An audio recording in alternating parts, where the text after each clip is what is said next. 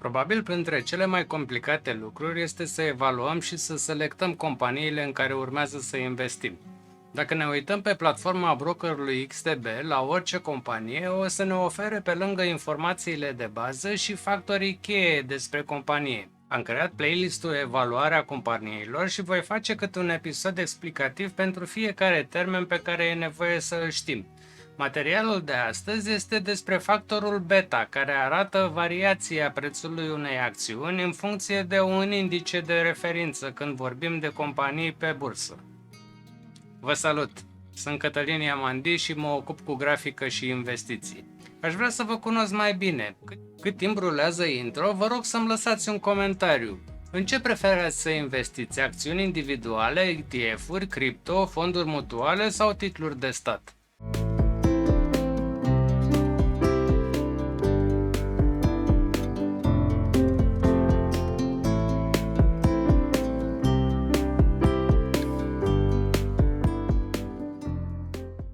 Scopul acestei prezentări este educativ și exemplele oferite nu sunt recomandări de investiții.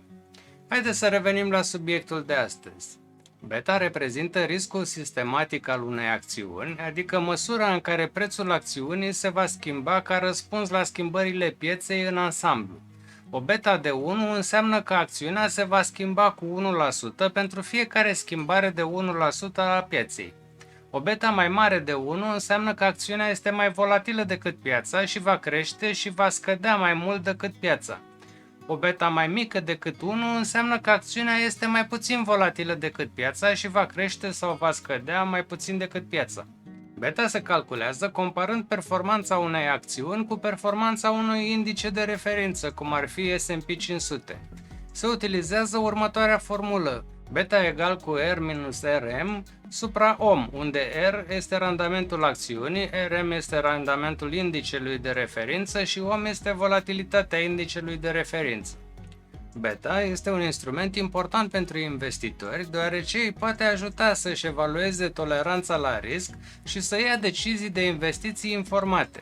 De exemplu, un investitor cu o toleranță scăzută la risc ar putea prefera să investească în acțiuni cu o beta mică, în timp ce un investitor cu o toleranță mai mare la risc ar putea prefera să investească în acțiuni cu o beta mare. Există o serie de factori care pot influența beta unei acțiuni, printre care tipul de industrie. Companiile din industriile volatile, cum ar fi industria tehnologică, au de obicei o beta mai mare decât companiile din industriile mai stabile, cum ar fi industria utilităților. Companiile mai mici au de obicei o beta mai mare decât companiile mai mari.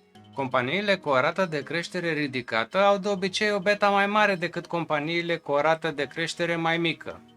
Din punct de vedere al levierului financiar, companiile cu un nivel ridicat de datorii au de obicei o beta mai mare decât companiile cu un nivel mai mic de datorii. Beta este un instrument util pentru a evalua riscul sistematic al unei acțiuni, dar are o serie de limitări. Beta nu ia în considerare riscul specific al unei acțiuni, care poate fi influențat de factori specifici companiei, cum ar fi un nou produs sau un proces. De asemenea, beta nu ia în considerare rentabilitatea potențială a unei acțiuni. Să luăm două exemple de companii și să le comparăm. Beta acțiunii Xerox este de 1,55. Aceasta înseamnă că, în medie, prețul acțiunii va crește cu 1,55% pentru fiecare creștere de 1% a pieței. De asemenea, înseamnă că acțiunea este mai volatilă decât piața și va crește sau va scădea mai mult decât piața. Haideți să facem o comparație între Xerox și HP. Beta de la Xerox este de 1,55. Asta înseamnă că prețul acțiunii Xerox are tendința de a crește cu 1,55% pentru fiecare creștere de 1% a pieței în ansamblu. O beta mai mare de 1 indică o volatilitate mai mare decât piața. Investitorii pot anticipa oscilații mai ample ale prețului acțiunii Xerox în comparație cu fluctuațiile pieței generale. Beta de la HP este de 1,21, indicând o sensibilitate mai mică la variațiile pieței. O beta mai mică de 1 sugerează o volatilitate mai redusă decât piața. Prețul acțiunii HP este preconizat să se modifice mai puțin semnificativ în comparație cu tendințele generale ale pieței. În concluzie, Xerox prezintă un risc sistematic mai mare pentru că are beta mai mare, în comparație cu Hewlett-Packard.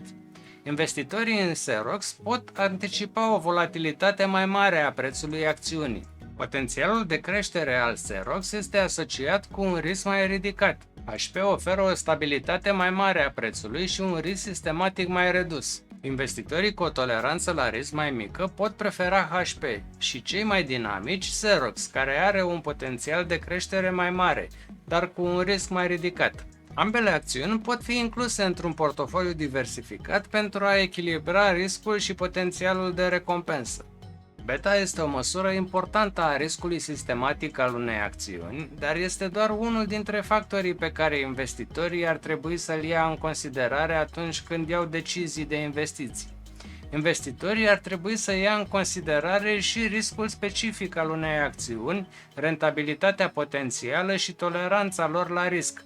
Această prezentare este un rezumat concis și oferă direcții de studiu pentru cei care doresc să aprofundeze acest subiect. Am înființat un grup pe Facebook unde îmi face plăcere să vă invit pentru idei și discuții. Este numit Cercul Prosperității Financiare. Aveți link-ul în descrierea videoclipului. Voi continua să postez 2 analize și un material educativ în fiecare săptămână. Ca de obicei, mulțumesc frumos tuturor și vă rog să vă abonați dacă nu ați făcut-o deja pentru a nu pierde videoclipurile viitoare. Apăsați butonul de like dacă ați urmărit până aici videoclipul și vă rog să distribuiți acest material. Activați clopoțelul pentru a fi notificați atunci când postez un episod nou. Dacă doriți, puteți să vă înscrieți în baza de date pentru a primi update-uri. Linkul este în descriere. Sau puteți scana acest cod QR care apare pe ecran. În continuare, vă invit să vedeți acest episod despre ce este rata rentabilității capitalului investit și cum putem compara companiile în funcție de asta.